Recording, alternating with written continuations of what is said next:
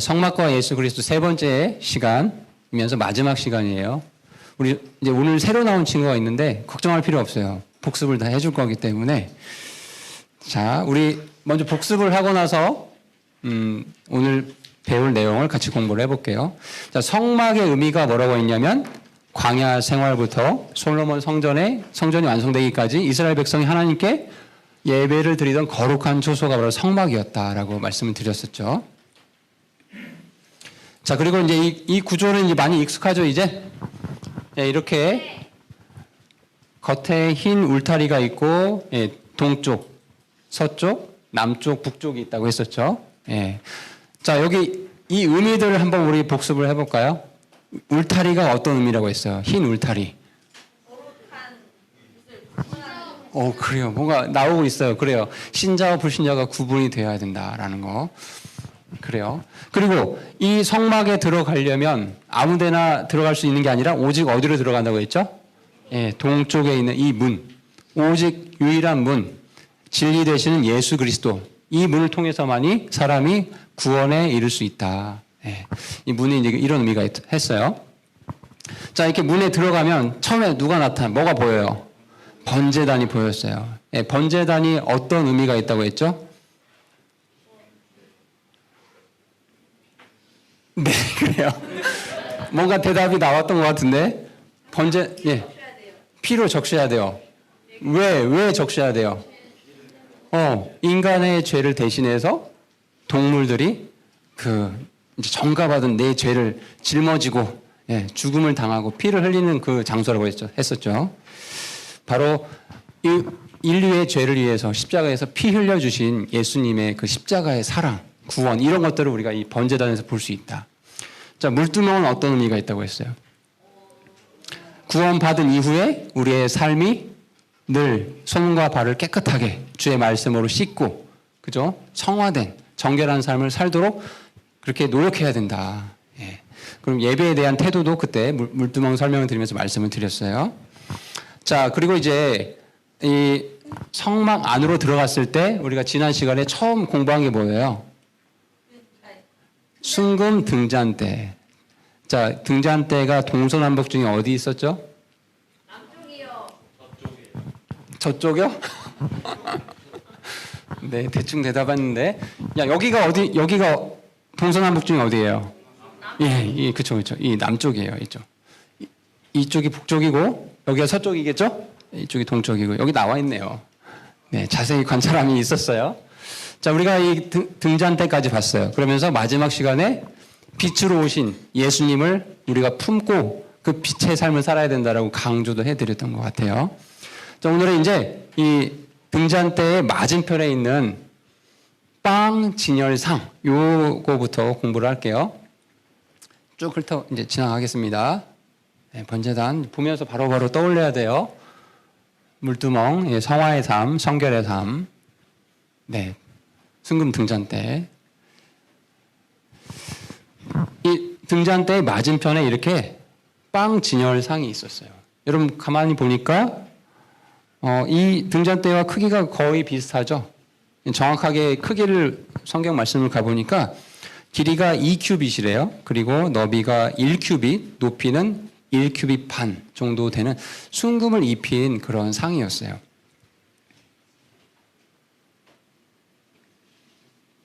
자, 이 빵 진열상에 빵이 몇 개 있습니까? 12개가 있어요. 예, 12개, 6개, 이렇게. 그리고 12지파를 의미한다고 하기도 하더라고요. 그러고요. 여기 보면 이제 제사장이 그 성막에 들어가서, 그러니까 성소와 지성소죠. 성소에 들어가서 이렇게 기름을 또 빵에 바르고 이렇게 먹는 장면들이 성경에 기록이 되어 있어요. 말씀을 좀 보도록 하겠습니다. 이 빵 진열상과 관련된 말씀이 출애굽기 25장 30절에 보면 이렇게 되어 있어요. 너는 그 상 위에 보여주는 빵을 두되 항상 내 앞에 둘지니라. 그리고 이거와 관련돼서 레위기 24장 8, 9절에 여러분 같이 볼게요.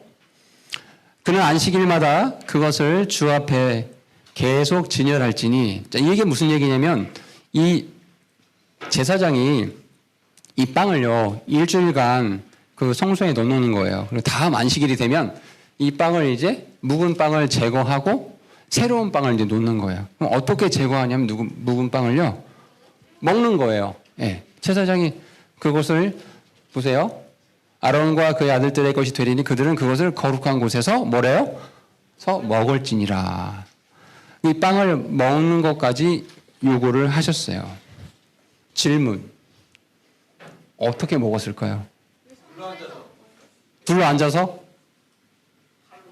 칼로 잘라서. 네, 어떻게 먹었을까요? 자, 자세히 보면 다 답이 있다고 했죠. 어떻게 먹고 있어요? 예, 기름을 발라서. 근데 중요한 건 서서 먹고 있잖아요. 서서. 예. 의자가 없습니다. 이게 어떤 의미일까요?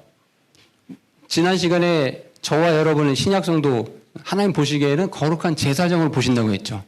예, 저와 여러분이 다 지금 이 위치에 있는 거예요. 영적으로 보면. 근데 이 빵을 서서 먹어야 된대요. 여러분 성소에 왜 들어갔어요, 제사장이? 이걸 잘 생각해 보세요. 다시 질문 바꿔볼게요. 여러분 주일날 이 교회당 예배당에 왜 나왔어요? 맞아요. 하나님께 예배드리고 또 봉사하고 주님을 섬기려고 이곳에 온 거죠. 맞나요? 근데 만약에 내가 짝사랑하는 그 형을 보려고, 형이 안 되겠네? 오빠를 보려고 미안해요. 오빠를 보려고 또는 내가 마음으로 흠모하는 누나를 보려고, 이건 뭔가 잘못됐죠. 잠깨라고 한 거예요. 잠깨라고. 즉 예배의 초소에 와서 다른 것에 집중하면 안 된다는 거죠. 제사장이 서서 앉아서 먹지 않고 서서 먹는다는 건 그 빵 먹는 거에만 집중한다는 거죠. 여러분 서서 뭐 다른 거에 집중할 수 있어요? 먹는 거에만 집중하겠죠. 바로 이런 것들이 이제 우리가 이제 영적으로 생각해 보면 예수님께서 뭐라고 하셨냐면, 같이 읽겠습니다. 요한복음 6장 35절 시작. 내가 생명의 빵이니 내게 오는 자는 결코 줄이지 아니할 것이요 나를 믿는 자는 결코 목마르지 아니하리라. 아멘. 여러분 예수님께서 내가 생명의 빵이라고 하셨어요. 그리고 그 밑에 51절에는 나는 하늘로부터 내려온 살아있는 빵이니 누구라도 이 빵을 먹으면 그는 영원히 살리라 라고 말씀해 주셨어요. 이런 말씀들을 종합해서 우리가 이제 이 보여주는 그 빵 진열상, 이걸 통해서 우리가 생각을 해볼 수 있는 거는, 우리가 예배당에 모여서 주님의 말씀을 잘 듣고, 그죠? 그리고 주님께 예배하고 경배하고 봉사하고 섬기는 데 있어서 그 원천, 에너지의 원천이 뭐라는 거예요? 생명의 빵이신 우리 예수님이시라는 거죠. 우리가 이 자리에 모일 수 있는 근거가 뭐였어요? 예수님이시라는 거예요. 우리가 은상이가 기도한 것처럼 2000년 전에 예수님께서 그 희생의 대가를 치러주셨기 때문에 우리가 이 자리에 모여서 기쁘게 주일날 예배드리고 교제하고 봉사하고 섬길 수 있었다라는 거죠. 이 빵 진열상에서 바로 이런 개념들, 우리가 봉사하고 섬기고 주님을 경배할 때 예수님 중심이 되어야 된다. 이 빵 진열상은 또 성도 간의 교제도 의미를 하거든요. 그럼 교제를 할 때 게임 얘기, 공부 얘기 뭐 중요하죠. 남자친구 얘기, 여자친구 얘기 중요할 수 있어요. 그런데 그 중심에는 뭐가 있어야 된다고요? 교제의 식탁 위에 생명의 빵이신 예수님이 계셔야 된다는 거예요. 여러분 예배당에 와서, 교회에 와서 어떤 대화를 하는지 한번 곰곰이 돌이켜보세요. 또 평일에 친구들과 좀 친한 친구들끼리 카톡도 하고 이러잖아요. 전화도 하고. 어떤 대화를 하는지 곰곰이 한번 점검을 해보세요. 생명의 빵이신 예수님이 이 지체와의 교제 가운데 중심이 되어 계시는지, 그런 것들을 이 빵 진열상에서 같이 생각해 보셨으면 좋겠어요. 자, 그 다음에 분향단. 분향단은 여러분 말씀을 좀 봐야 돼요. 좀 긴 내용이 있어요. 출애굽기를 보십시오. 30장. 분향단은 바로 지성소 앞에 있었어요. 빵 진열상과 순금 등잔대 그 사이에 삼각형 모양으로 본다고 한다면, 예, 30장 보세요. 출애굽기 30장. 자, 1절부터 해서 제목이 나와 있죠. 분향 제단에서 쭉 나와 있죠. 네, 좀 중요한 내용들 위주로 좀 설명을 드릴 텐데, 1절부터 쭉 뭐 4절, 5절까지 보시면 어떤 그 분향단의 크기나 모양이 어떤 건지에 대한 설명들이 나와 있는 거예요. 너비가, 길이가 1큐비, 너비도 1큐비, 네모 반듯하게 만들었어요. 그렇죠? 그리고 높이는 2큐비 정도 되는 약간 이런 모양, 키가 큰 이런 모양이 되어 있어요. 이제 중요한 게 이것도 이제 순금으로 둘렀고 좀 중요하게 봐야 될 말씀이 있는데요. 6절부터 보겠습니다. 출애굽기 36절. 제가 읽어볼게요. 그 제단을 증언 위에 있는 긍휼의 자리 앞에, 자, 분향 제단의 위치를 딱 하나님께서 정해 주시는 거예요. 증언 위에 있는 긍휼의 자리 앞에 곧 증언계 옆에 있는 휘장 앞에 둘지니, 지성소를 바로 들어갈 수 없고 그 앞에 두꺼운 휘장이 있었어요. 휘장. 여러분, 커튼이 아니에요. 이 휘장의 두께가 어느 정도 되는 줄 알아요? 지금으로 환산해 보면 15cm에서 20cm 가까이 되는 두꺼운 휘장이 있었어요. 자, 다시 볼게요. 그 휘장 앞에 둘지니 그 긍휼의 자리는 내가 너와 만날 곳이라. 자, 7절 보세요. 아론은 아침마다 그 위에 향기로운 향을 피우되, 향기로운 향에 형광펜 칠해보시고, 등잔들을 정비하면서 그 위에 향을 피울지니라. 8절. 또 아론은 저녁에 등잔들에 불을 붙일 때 그 위에 향을 피울지니 이것은 너희 대대로 주 앞에서 피워야 할 영속하는 향이니라. 자, 근데 9절에 경고의 말씀이 있어요. 선생님 적어놨어요. 네, 하나님께서 뭐라고 하시냐면 9절에 너희는 그 위에 분향 제단 위에 향기로운 향이 아니라 이상한 향을 드리지 말며 라고 경고의 말씀을 주고 계세요. 자, 밑에 쭉 가보시면 37, 38절에 가보면 내가 만들 향으로 말하건대 그것은 주를 위한 것으로 내게 거룩한 것이 되리니 너희는 그것의 혼합 방법대로 너희를 위하여 만들지 말지니라. 이 주님을 위한 것으로 주님께 거룩한 것이 되어야 된다. 이 말은 무슨 얘기예요? 주님께서 요구하시고 명령하신 방법대로 향을 만들고 피워야 된다는 거예요. 불을 가져올 때도. 근데 그것을 너희를 위해서 만들지 말라는 거예요. 38절. 누구든지 냄새를 맡으려고 그와 같은 것을 만드는 자는 자기 백성에서 끊어지리라. 죽는다는 얘기죠. 자, 분향제단에서 이렇게 좀 무섭고 경고가 되는 말씀을 주셨어요. 성경을 보다 보면 이런 부분에 여러분이 이제 꽂혀야 돼요. 왜 이상한 향을 드리지 말라고 하셨을까? 한번 생각을 해보세요. 분향제단에 이 향을 피울 수 있는 재료가 있겠죠. 그리고 그 향을 피우려면 뭐가 있어야 돼요? 불이 있어야 되죠. 불이 어디서 났을까요? 불이 어디서 났을까요? 번제단에 있는 불을 가져왔어요. 우리 번제단 공부할 때 선생님이 강조한 게 있는데, 짐승을 죽이고 조각을 다 내놨는데 그 불이 어디서 나온다고 했죠? 하나님으로부터, 주로부터 내려온다고 했어요.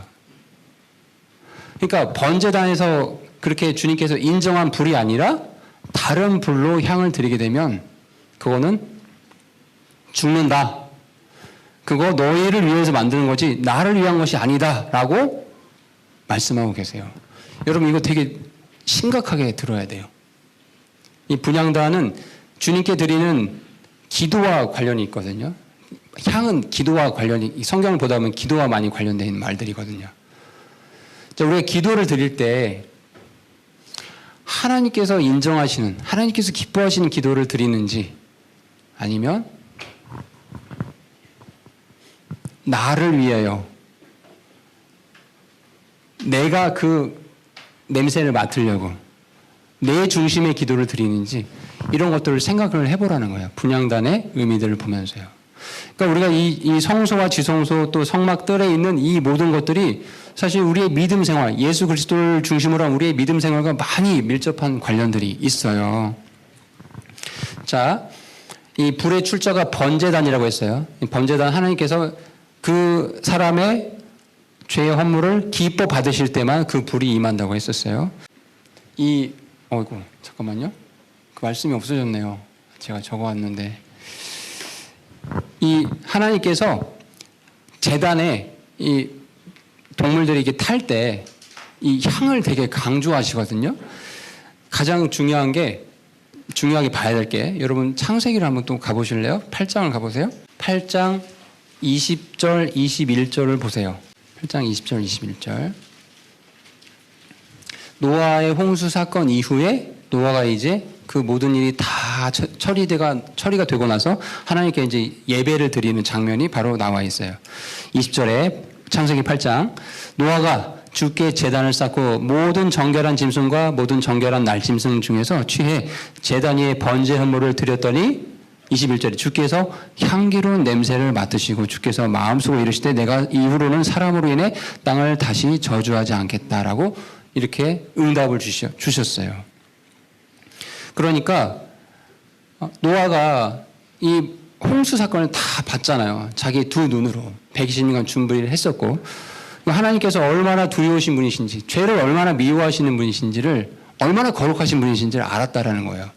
그분께 그 두려운 마음과 사랑과 믿음을 가지고 이 번제 헌물을 드렸을 때 주님께서 그것을 향기로운 냄새로 맡아주셨어요. 그러니까 하나님께서 사람이 하나님을 향한 믿음을 가지고 죄를 용서받으려고 주님 앞에 나오는 그 모습을 아주 기뻐 받으신다는 얘기예요.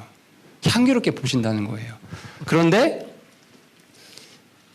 하나님의 방법이 아닌 나를 기쁘게 하려는, 너희를 위해서 만드는 이런 것들을 하게 되면 하나님이 슬퍼하신다라는 거예요.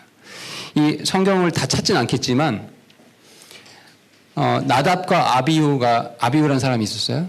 이 사람들도 제사장이에요.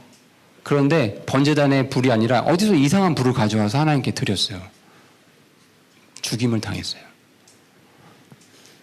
홈리와 비느하스도 마찬가지예요. 하나님께 예배를 드린다, 기도를 한다, 이거 자체가 중요한 게 아니라는 거예요. 하나님께서 요구하시는 그 향기로운 향이 돼야 돼요. 하나님께서 요구하시는 방법대로, 말씀대로 기도를 드리고 그렇게 올려드릴 때, 하나님께만 집중할 때 기뻐 받으시는 그런 우리의 믿음이 될 줄로 믿어요. 자, 이제 마지막 이제 그 지성소 안에 있는 언약궤에 대해서 말씀을 드릴게요. 언약궤의 모습을 보면은 좀 독특하죠. 그렇죠? 이렇게 다 순금을 입혔어요. 그리고 이 뚜껑을 열잖아요. 이 뚜껑을 열면 이 안에 이 세 가지가 있어요. 혹시 이 세 가지가 뭔지를 알고 있는 친구가 있나요? 네, 말해보세요.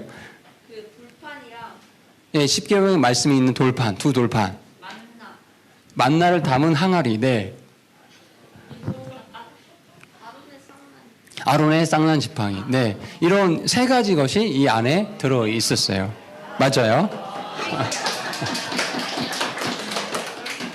자, 그리고 이제 그 위에 이 언약궤 위에 뭐 뚜껑이라고 해볼까요? 이 위에 좀 독특하죠, 모양이.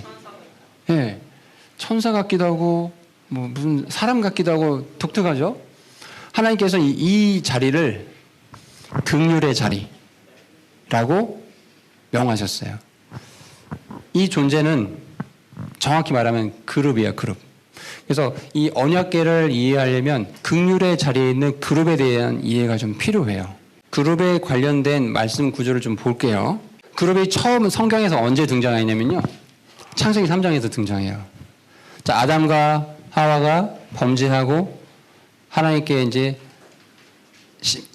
징계를 다 받았죠. 그죠? 그리고 가죽옷을 입고 결국 에덴 동산에서 계속 살아요? 아니면 쫓겨나요? 쫓겨나게 되죠. 그러면서 창세기 3장 24절에 아주 의미심장한 말씀을 기록해 주세요. 이같이 그분께서 그 남자를 쫓아내시고 에덴의 동산 동쪽의 그룹들, 여기서 말하는 그룹이 진짜 이 영적인 존재 그룹을 말하는 거예요. 그룹과 사방으로 도는 불타는 칼을 두어 생명나무의 길을 지키게 하셨다. 여기서 처음 그룹이 등장을 해요. 그럼 도대체 이 그룹이 뭘까? 그런데 우리가 이제 좀 이렇게 추측을 해볼 수 있는 건 동쪽에 있는 그룹들, 여러분 성막의 입구가 동쪽에 있었죠. 그리고 생명나무의 길을 지켰다. 성막 안으로 들어오면 사람이 생명을 얻을 수 있죠. 근데 그 길을 지켰대요. 이 그룹이 그런 역할들을 했대요. 자, 성경은 이렇게 진행되면서 그러니까 창세기부터 쭉 요한계시까지 갔을 때 점점점 계시가 진보해요. 이 점진적 계시라고 부르는데 이 그룹에 대해서 에스겔서 1장 10절에 이렇게 말씀하고 있어요. 그들의 얼굴 모습에 대해 말하자면 그들 넷이 사람의 얼굴, 오른쪽에는 사자의 얼굴 가졌고 또 그들 넷이 왼쪽으로는 소의 얼굴을 가졌고 넷이 또한 독수리의 얼굴을 가졌다라고 그룹에 대해서 이렇게 말씀을 하고 있어요. 점진적 계시가 있다고 했죠. 이 그룹 생명나무의 길을 가는 길을 잘 지키고 그 자기 역할이거든요. 그룹이 하는 역할들. 모습은 우리가 상상하기 좀 어렵지만 내 얼굴을 가진 사람과 사자와 소와 독수리의 얼굴을 가진 존재예요. 이 존재가 계시록에도 등장해요. 계시록 4장 7절에 하나님 왕자 앞에 첫째 짐승은 사자 같고 둘째 짐승은 송아지 같으며 셋째 짐승은 사람 같은 얼굴을 가졌고 넷째 짐승은 날아다니는 독수리 같더라. 짐승, 즉 그룹이거든요. 그룹이 하는 일이 뭐냐? 밤낮 쉬지 않고 이르기를 거룩하다, 거룩하다, 거룩하다. 주 하나님 전능자예요. 그분은 전에도 계셨고 지금도 계시고 앞으로 오실 분이시니라 라고 이 일을 계속 하고 있어요. 자, 지금 우리가 그룹에 대해서 이렇게 쭉 전반적으로 살펴봤어요. 근데 놀라운 건요. 이스라엘 12지파의 이 배치도를 보면 재밌는 게 있어요. 여러분 민수기를 가보세요. 민수기 2장을 가보세요. 자, 민수기 2장에 보면 주께서 모세와 아론에게 말씀하여 이르시되 이스라엘 자손에 속한 사람들은 각각 자기들의 아버지 집 기와 함께 깃발이 있었다라는 거예요. 이스라엘 12지파에게 자기 군기 옆에 진을 치되 회중의 성막 주변에 멀리 떨어져 칠지니라 라고 하면서 자 3절 가보면 해 뜨는 쪽으로 동쪽에는 유다 진영의 군기에 속한 자들이 두루 그들의 군대별로 진을 칠지니라 라고 말씀하고 있어요. 동쪽에는요. 그래서 이 동쪽에 유다, 이사갈, 스불론 지파가 이렇게 진을 쳤어요. 자, 지금 보면은 이게 지금 성막이거든요.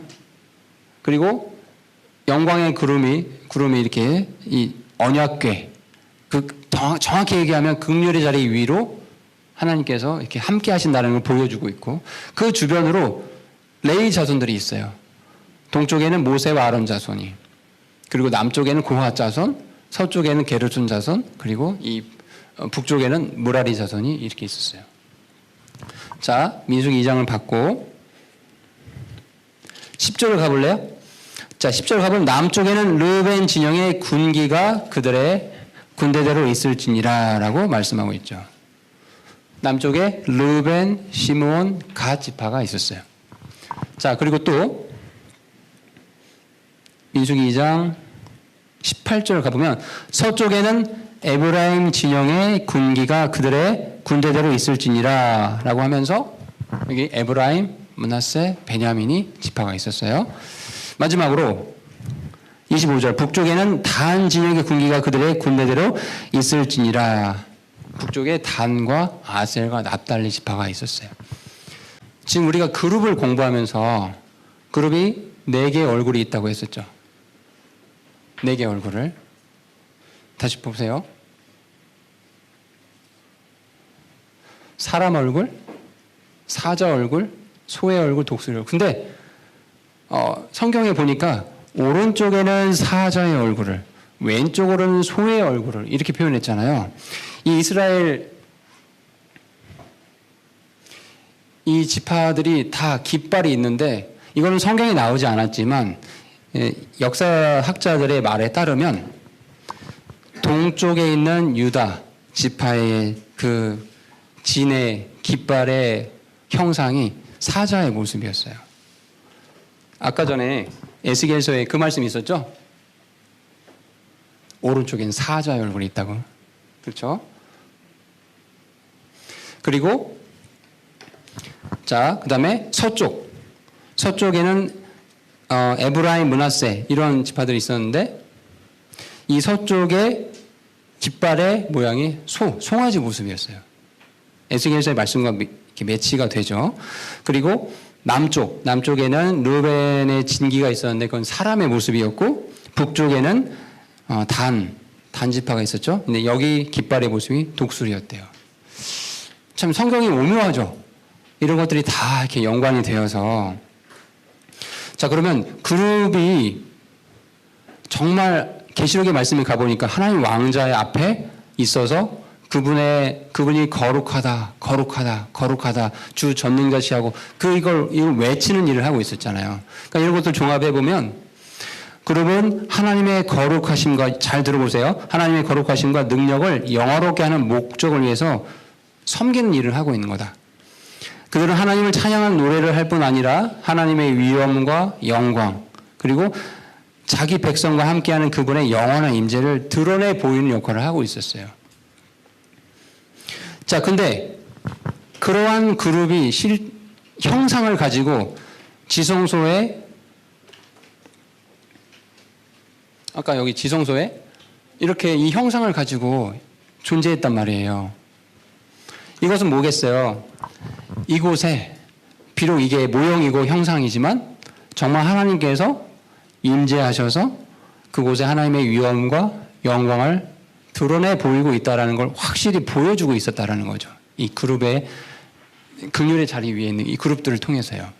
그러니까 대제사장만이 이곳에 들어갈 수 있었는데 너무나 두려웠던 거예요. 이런 것들을 다 알고 있었기 때문에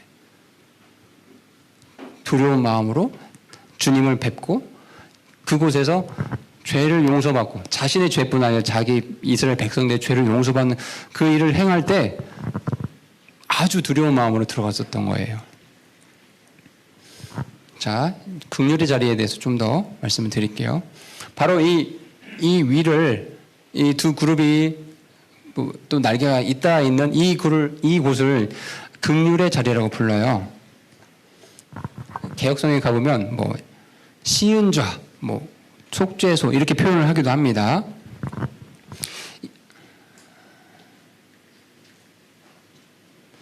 마지막으로 우리가 이 긍휼의 자리를 공부하면서 속죄의 개념을 마무리하고 마치고 할 건데 여러분 우리가 성막을 3주에 걸쳐서 공부를 했잖아요. 성막 번제단이 뭐고 물두멍이 뭐고 사실 몰라도 괜찮아요. 오늘 이 속죄의 개념 가장 중요해요. 성막을 공부했고 그 의미를 정말 안다고 한다면 이 속죄의 개념을 여러분 마음속에 깊이 간직하는 사람이 되면 좋겠어요. 이거만 알고 있으면 성막의 모든 것들을 다 알고 있는 거예요. 핵심을 말씀을 드리려고 해요. 이게 사실 교리적인 거라서 성경 교리책에 있는 내용을 그대로 전달하면 무슨 말인지 도저히 이해를 못할 것 같아서 선생님 최대한 여러분의 눈높이에 맞춰서 설명을 해보도록 하겠습니다. 레위기 16장에 가보면 속죄일에 두 요소가 등장해요. 여러분 이스라엘의 7명절이 있는 걸 알고 계시죠? 한번 말해볼까요? 유월절, 무교절, 모르나요? 유무초오, 유교절, 무교절, 초실절, 오순절. 그리고 또 뭐죠? 제일 마지막에 장막절, 나팔절, 속죄일, 장막절 이렇게 있는 거죠. 이 속죄일에 대제사장이요 두 수 염소를 취해요. 그래가지고 하나는 이렇게 두 염소에게 다 안수를 해줘요. 근데 하나는 정말 다른 짐승들처럼 죽임을 당하는 거예요. 피를 흘리고 그렇게 하는 일을 해요. 근데 또 한 마리의 염소는 광야로 보내요. 얘가 어떻게 될지 아무도 모르겠죠. 자, 이런 일들을 속죄일에 계속해서 이스라엘 절기를 지키는 사람들이 계속해서 진행해 왔어요.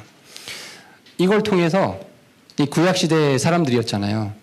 이 구약시대의 하나님은 죄를 덮어주는 것, 일시적으로 덮어주는 일을 이 동물의 희생제사를 통해서 계속 하셨다라는 거예요. 여러분, 속죄의 그 어원을 가보니까 긍휼의 자리에서 비롯된 건데, 이 덮는다라는 것에서 출발해요, 얘가. 이 의미의 출발이. 뭘 덮었을까요? 인간의 죄를 덮는 거예요. 동물의 가죽으로. 대신 동물이 죽었으니까. 이런 것에서 이제 계속해서 의미가 발전해서 속죄 의미로 발전을 하게 되는 거거든요. 구약시대 하나님은 동물의 그 희생을 통해서 죄를 일시적으로 덮어주는 일을 해요. 언제까지? 예수님께서 십자가에서 피 흘려 돌아가시기 전까지 그 일을 하세요. 구약에서는 이제 이렇게 동물의 희생 제사를 통해서 사람이 죄를 지은 사람이 동물에게 이렇게 안수를 하죠. 그리고 제사장한테 와서 그런 것들을 자기 죄를 다 자복을 하고 그러면 동물이 이제 대신해서 이제 죽임을 당하게 되잖아요. 자, 이 과정도 선생님이 아주 친절하게 그림으로 어떤 분이 잘 만들어 놨더라고요. 여기 한번 보세요. 표정이 보이진 않지만 죄 때문에 일그러진 얼굴을 하고 대신 죽을 짐승을 끌고 지금 이제 성막을 향해 가고 있어요. 이제 이 제물을 드릴 사람이 여기다가 안수를 해요. 제사장 앞에 이제 고백하는 거죠. 아, 제가 뭐를 훔쳤고요. 이러이러한 죄를 졌습니다. 죄를 고백하는 거예요. 자, 그러면 이제 다 죄가 전가가 됐으면 죄의 싹은 사망이기 때문에 그 사람을 대신해서 끌고 갔던 짐승이 죽어요. 제사장이 칼로 이 목을 따죠. 그래서 피를 받아요. 그리고 받은 피를 뿌려야 되거든요. 번제단에 뿌리고 이렇게 해야 되거든요. 그래서 이제 제단의 사방에 뿌리고 있죠. 제사장이. 가죽을 벗깁니다. 그리고 부위별로 다 조각조각 내요. 그래서 이거를 우리 번제단 위에 올린다고 했었죠. 네. 그래서 하나님께서 불로 이것을 받아주시고 그렇게 됐을 때 죄가 이제 용서함 받는 거라고. 이게 구약의 속죄의 방법들이었어요. 이걸 한다고 해서 죄가 영원히 제거가 되었나? 그 사람이 이 행위를 일생에 한 번 했다고 해서 하나님 보시기에 의로운 자라고 칭함을 받았는가? 그랬을까요? 아니었다라는 거예요. 때가 되면 또 다시 죄로 일그러진 얼굴하고 죽이고 피 흘리고 번제단 위에 올리고 이것을 계속했다라는 거예요. 계속해서. 구약의 속죄 방법에 한계가 있었어요. 히브리서 말씀을 보니까 이 성막은 현재 곧 이때까지의 모형이므로 그 안에서 예물과 희생물을 드렸어도 구약의 성도들이 우리보다 못난 사람들일까? 도덕적으로 좀 모자란 사람들이었을까요? 똑같은 죄인들이었다는 거예요. 다만 그때는 은혜의 시대가 열리지 않았어요. 예수님의 십자가의 보혈의 공로가 열리지 않았던 것 뿐이에요.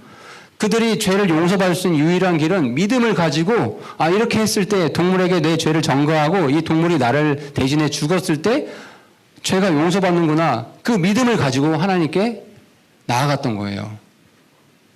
동물의 희생제사를 드렸다는 그 행위 자체, 행위로 구원받는 게 아니라는 거죠. 그럼에도 불구하고 희생물을 드렸어도 그것들이 그 죄인의 양심에 관한 섬기는 자를 완전하게 하지 못하였어요. 일시적으로 죄를 가려주고 덮어주는 그런 역할만 했다라는 거죠. 지금 우리가 이 신약 시대, 동물의 희생제가 아닌 이 신약 시대에 산다라는 게 얼마나 감사한지요. 이렇게 수천 년간 이 일을 반복했는데 해결되지 않아요. 사람이 의로워지지 않아요. 그래서 하나님께서 더 이상 동물을 죽이는 일은 무의미하구나. 그걸로 인해서 그 사람이 양심이 변화되고 정말 하나님 앞에 바르게 살아가는 존재로 변하지 않는구나. 내 자녀가 되지 않는구나라는 걸 하나님께서 이제 때가 되셔서 결단을 하신 거죠. 물론 이 창조 세계를 만드시기 전부터 이런 걸 다 알고 계셨겠지만, 그래서 이제 어떤 방법을 택하시죠? 우리 본문을 읽었던 히브리서 9장 11절 12절. 여러분 큰 목소리로 읽어볼까요? 시작. 그리스도께서는 다가올 좋은 일들의 대제사장으로 오시되 손으로 만들지 아니한 성막 곧 이 건물에 속하지 아니한 더 크고 더 완전한 성막을 통해 오셔서, 여기 잠깐 끊어볼게요. 누가 이 일을 하셨대요? 송아지, 어린 양, 동물의 희생이 더 이상 무의미하고 참 하나님이시자 참 사람으로 오신 그리스도께서, 예수 그리스도께서 다가올 좋은 일들의 대제사장으로, 여러분 얼마나 좋은 일이에요. 여러분 잘 생각해 보세요. 회개 기도를 하면 주님께서 용서해 주시죠. 맞나요? 지난 일주일간 한번 생각해 보세요. 선생님도 뜨끔뜨끔합니다. 이게 그리스도인을 할 짓인가 막 이런 생각 가져도 되나? 이런 말을 해도 되나? 여러분도 한번 생각해 보세요. 근데 그 죄를 용서받으려면 어떻게 해야 돼요? 구약 시대에는 동물을 끌고 가서 제가 이런 죄를 졌으면 정가시키고 피 흘리고 이 일을 계속 했었단 말이에요. 그런데 그리스도께서 좋은 일들을 위해서 저와 여러분, 이 부족한 죄 많은 인생들을 위해서 대제사장으로 오셨어요.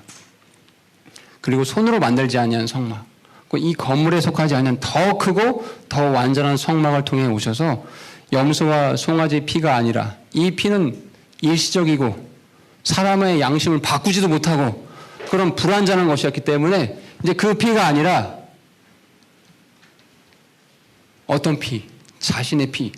하나님이신 자기 피에 의거하여 한번 거룩한 곳에 들어가셨어요. 그럼 우리를 위해서 영원한 구속을 얻어주셨다는 거예요. 너무 감사하죠.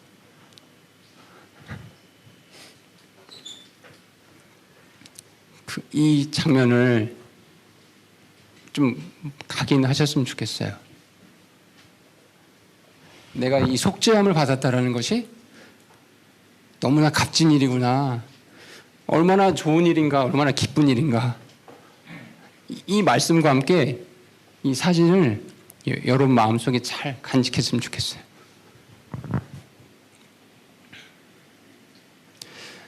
정리를 해볼게요. 속죄함이 뭐냐? 예수 그리스도께서 모든 인류의 죄를 위해 자신의 죽음으로 하나님의 공의를 만족시킨 것이 속죄함이다. 이 대신 속죄의 죽음으로 인해 회개하고 그리스도를 믿는 모든 사람은 하나님과 화해하고 죄의 형벌에서 벗어나서 영원한 생명을 누릴 수 있다. 이것이 속죄의 큰 의미예요. 하나님께서 이 성막을 통해서 이걸 알려주고 싶으셨던 거예요. 이 사실을, 이 속죄함의 자유함을. 그래서 시편 기자는 이렇게 말씀하고 있어요. 오 하나님이여, 주의 길이 성소에 있사오니 누가 우리 하나님같이 위대한 하나님이십니까? 라고 시편 기자가 찬양을 하고 있어요. 주님의 길이 이 성소에 있었군요. 이 성막 안에 하나님의 사랑과 공의와 이 모든 것, 인류를 향한 모든 사랑들이 다 담겨 있었군요. 라고 시편의 기자가 고백을 하고 있던 거예요. 여러분 아까 전에 우리 마음에 가득한 의심을 깨치고 속죄함에 대한 찬양을 불렀죠. 그 속죄함의 의미가 조금 더 강하게 다가오나요? 예, 저와 여러분을 위해서 아까 우리 히브리서 말씀, 우리가 이거 암송 구절이잖아요. 이거 언제 외우지? 사실 이런 말 하는 자체가 예수님에 대한 너무 죄송스러운 마음인 것 같지 않아요? 이 구절을 만들어 주시기 위해서 예수님이 이렇게 큰 희생을 치러 주셨는데 여러분에게 죄와 사망의 이 굴레에서 벗어나게 해주시기 위해서 이 큰 희생을 치러 주셨는데, 그렇죠? 속죄함을 받았다라는 것이 얼마나 값지고 은혜롭고 좋은 일인지 이런 것들을 이 성막 공부를 통해서 꼭 배우셨으면 좋겠어요. 네, 우리 기도하고 마치겠습니다.